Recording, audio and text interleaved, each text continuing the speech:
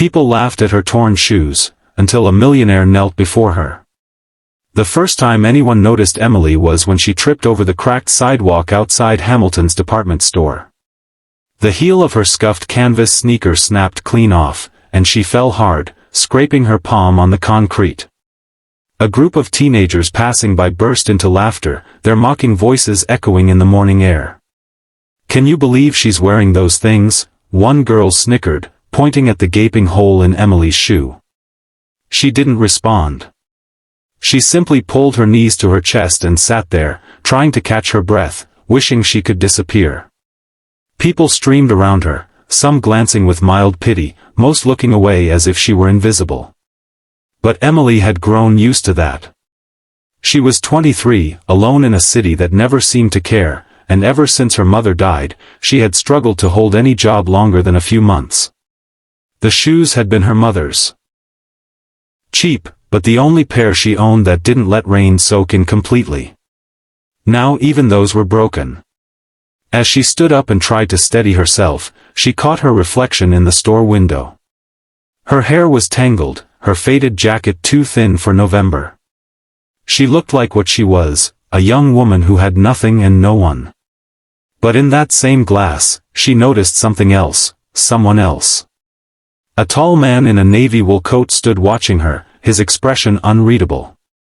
He was clean-shaven, with dark hair and striking gray eyes that looked as if they could see right through her defenses. For a moment, their eyes met, and Emily felt a jolt of shame. She turned away quickly and limped toward the bus stop, hoping to disappear into the crowd. But she couldn't shake the feeling she was still being watched. As the bus pulled up, she rummaged through her pockets for the last of her coins. She had exactly enough for a single fare and a cup of instant noodles later. Clutching the ticket, she climbed aboard and sank into a seat near the back, tucking her ruined shoe beneath her good foot so no one would see. She didn't know that the man had followed her. If you're watching right now, make sure you hit that like button and subscribe, because what happens next will restore your faith in humanity. That evening, Emily returned to the shelter where she slept most nights. She'd been there so long that the staff knew her by name, but she never let them get too close. Pride, she told herself. But really, it was fear that if she admitted how much she needed help, she'd never find the strength to get back up. She tried to read in the corner, but her thoughts kept drifting to the man in the navy coat. Who was he?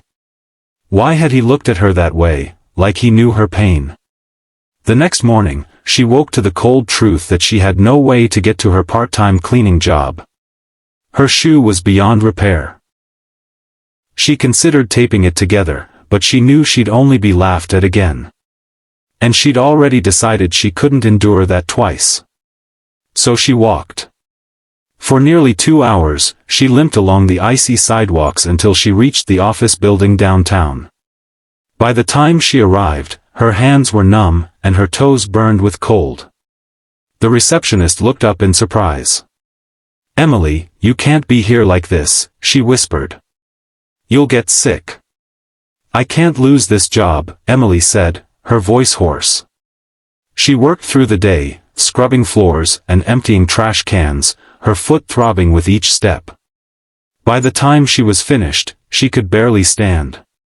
She sank onto a bench in the lobby, her head in her hands. And that was where he found her again. The man in the navy coat stepped into the lobby, talking to someone on his phone. The security guard greeted him with a deference Emily hadn't noticed before.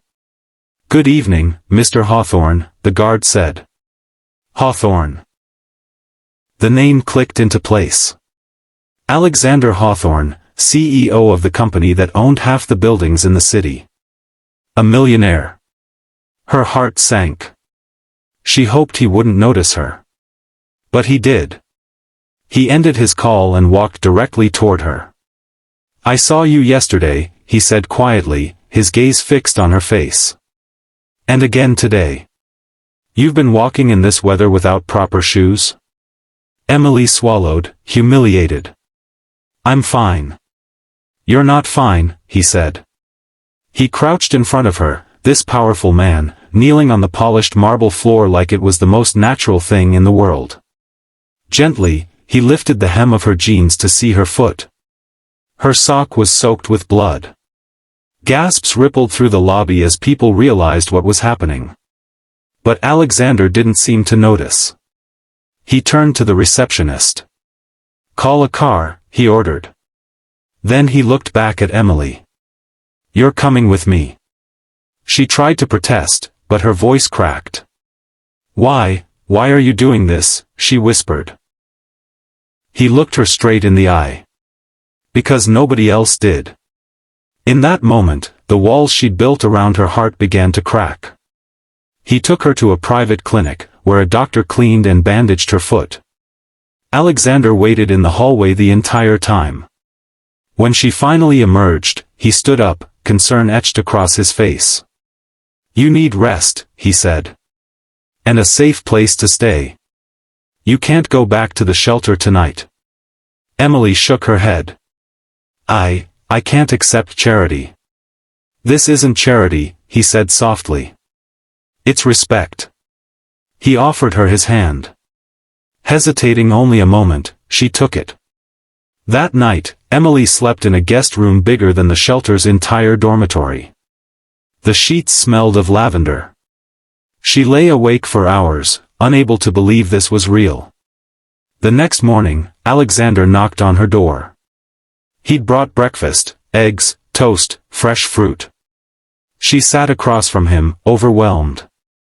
"Why are you helping me?" she asked again. He took a deep breath. "When I was 16, he began, I was homeless for a year. My father lost everything. People looked at me the way they look at you, like I was worthless. A stranger helped me once. He gave me a chance. That chance changed everything." Emily's throat tightened. "You remind me of who I was," he continued. "And I know how strong you have to be to survive this long." Tears slid down her cheeks. She hadn't cried in years.